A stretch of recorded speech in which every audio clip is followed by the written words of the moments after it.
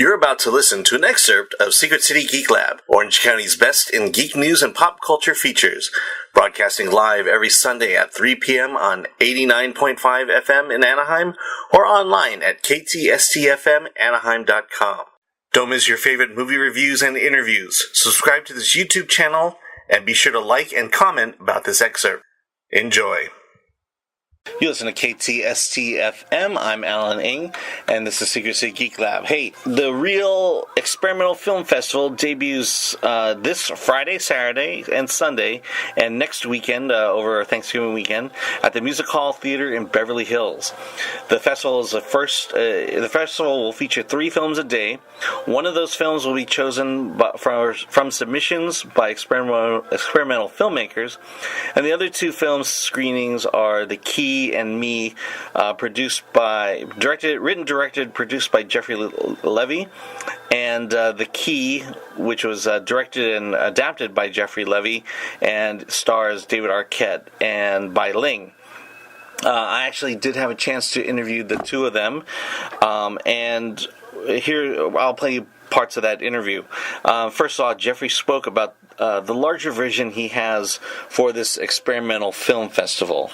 The film festival concept is really a test thing, because what I'm trying to do is purchase a theater in Los Angeles with a group of investors, specifically the Fine Arts Theater on Wilshire Boulevard, and turn it into a nonprofit organization that shows independent films 365 days a year. And anyone can show their films there. There's no committee choosing films. There's no subjective stuff. We don't have to have movie stars. We don't have to put butts in seats. If you're a kid and you made a film and you want to show it, we'll put it in there for a day or 2. You invite your friends, your cast and crew, your family, blah, blah, blah. Get it reviewed. See what happens. Cafe, ongoing, is it 365 day a year film festival, and this is sort of the test thing for that. So it's sort of a socialization of film distribution, because the micro budget stuff is really great in terms of production. You can make films now, but you're locked out in terms of distribution. There's just nothing. It's very, very difficult. So when we say experimental, we're experimenting with not just content. Yes, the content is pretty wild, but we're also we're experimenting with the means of distribution. So experimental really refers to the entire process, not just the production process, the post-production process. Me and The Key were both done entirely on a Mac computer, including the finish, everything. There was no online, there was nothing. It came right from the house to what we're going to see. And then finally, distribution, which is, I think, the most important and difficult piece of the puzzle, and trying to solve that in cities. If you could have, say, a theater or 2 or 3 in every city that were showing films, of course, there'd be a lot of films that don't break through and don't do anything, but if you have, a different film every day, 365, well, actually, if you had 3 showings, you could do 1,000 films in a theater in a year. You're going to discover some incredible things, right? Yeah. Critics will go, and it's pretty. I don't think I think we have to go there, because the studios have kind of come. I mean, it's all giant movies, except for some filmmakers who are able to do smaller, cooler movies. But let's face it, most of it is big, giant superhero stuff right now. So it's kind of like a class system, like really, there's no middle class here, and we're trying to create some sort of middle ground where you can get your films out there, and if you made something good, you have a shot. Right now, you don't. I don't really understand how 10,000 films being submitted to Sundance can be seen by 10 people. Does anyone understand that concept? I've been saying that for years. Okay, I happen to know I haven't gotten an answer. There's 10 or less screeners. people that watch the movies. There's 10,000 films submitted, so they go through, and it's like who's in the films, blah blah blah. I mean, it's just unrealistic at this point. So there needs to be another paradigm. Truly any film can be screened at these theaters and at this festival. And we mean everyone, kind of a community that's being developed of filmmakers. I'm talking about full on, we don't give a who's in the movie, who made the movie. You can show your movie here. You put it on it'll be on our website, it'll be on your website. We'll have relationships with critics that we'll get, and people to write about the movie, and we will have someone who will review the movie and write something about it, and blah blah blah. I think that's kind of where we need to go in order with all this means of production, because there's a lot of people making stuff, and it's not all good. Let's face it, a lot of bad stuff, but there's got to be some really cool stuff in there. Yeah, and at this festival, it's kind of interesting, but how are films chosen to be in the upcoming festival this weekend? It's simple. They just took all the submissions, put them in a hat, and drew, I believe, 6 films that will be shown. Therefore, it's as fair as it possibly can be, because no one can pay you off with influence. No one can, claim that, I've got this star or that star in it, so you have to show it.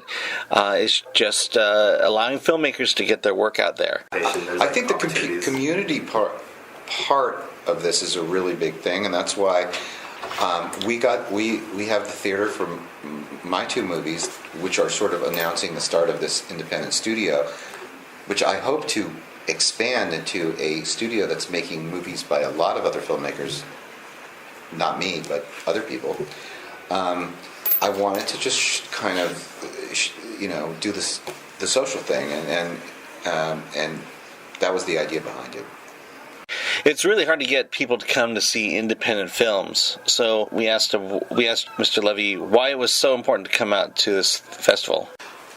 I think for the reasons I mentioned, that we're trying to experiment with ways of people who are making their own films, just doing what we did, getting them out there and trying to, if they come out and support this and it does well, I'm going to be able to raise money to do this theater project. And that's kind of my end goal of this whole thing. It's not really about the movies making box office or anything. I don't really care about that. I have a kind of a larger goal. And then, just to prove that I was actually at this press conference, and I was actually there, sitting directly across from David Arquette, here's my question on top of, just to piggyback on the idea of selling a film festival to a layperson. Say to the average layperson who doesn't go to independent films but only sees the commercial movies. This is what I would say. Mm-hmm. I would say you can't experiment right now. You have no choice. If you want to go to the movies, you're going to see some big superhero movie or some big studio movie, or like a selection of a few good movies by good directors, but not too many. If you want to be able to have a huge choice and experiment and really see some interesting things, then we have to change things a little bit. And it would be great if we had this theater where you could have a calendar. It's a calendar theater like the New York used to be, where there's just all these movies, and they have people making movies, and you can kind of experiment and go say, let's go see this crazy movie. It looks good. There are documentaries too, by the way. We have a very interesting documentary from Mexico City that's fantastic about the homeless in Mexico City that's playing, that I love. That is really, really cool. That has not been distributed and not gotten into any festivals on it. I mean, I chose it randomly, but then I watched it and I said, this is great. So that's awesome. The Real Experimental Film Festival is coming up this weekend, Friday, Saturday, and Sunday, and next Friday and Saturday and Sunday, not including Thanksgiving. Head out there. I don't have a website for it. I think it's JeferyLevy.com. But like I said, we'll try to get as much information on our website at ktstfmanaheim.com or at secretcitycomedy.com/Geek Lab, and you'll learn more about that. One of the films that Jefery Levy had written and produced is a movie called The Key, which stars David Arquette and Bai Ling. I had a chance to see the movie. Based on the legendary Japanese novel of the same name by Nobel laureate Juniko Tanizaki, The Key stars David Arquette and Bai Ling in an erotic and visually stunning exploration of marriage and lust, told exclusively through the couple's private journal entries. I spoke with David Arquette about the striking images of the movie, and he was also joined again by Jefery Levy, the filmmaker of the movie. Here's my interview with David Arquette. I heard you talk about me being improvised in The Key.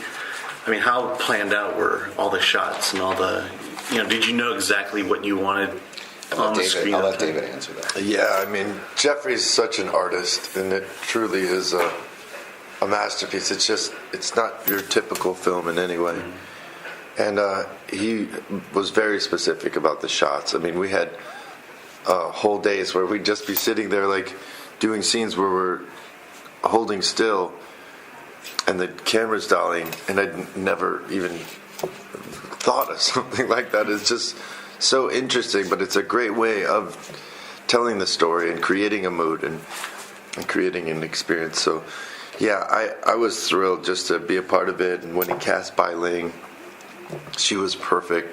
I was really worried that he was going to cast somebody who's just like a typical actress, and Bai Ling's not. She's just a spirit and a force in herself. And she's so open and she's so fearless and creative that it was really fun when we all sat down and we started, doing the scenes. I mean, it was really out of this world. Like, we're on a bed and they're just spinning it as fast as you can. And we're like getting super dizzy. We're like striking these sex poses, and it was just the most bizarre thing, like an hour-long take where they just set the camera there and take off. We're just supposed to be making love for an hour. So I did get to see the movie The Key, and it's a very interesting movie because, as mentioned in the description, the movie is basically the only audio that you hear are David Arquette and Bai Ling reading the journal entries of the diary of the husband and wife, and Jefery Levy he filmed all these visual images to be placed on top of that to help tell the story, and it's not shot in any traditional way whatsoever. It's shot as pieces of art, basically. And Levy spoke a little bit more about the experience he wanted the audience to have. Having a experience is kind of what we tried to do, and I think important to the whole thing. We tried to do The Key, by the way, as a movie is not a standard movie. It's more of an experiential piece. It's, as someone referred to it today, immersive.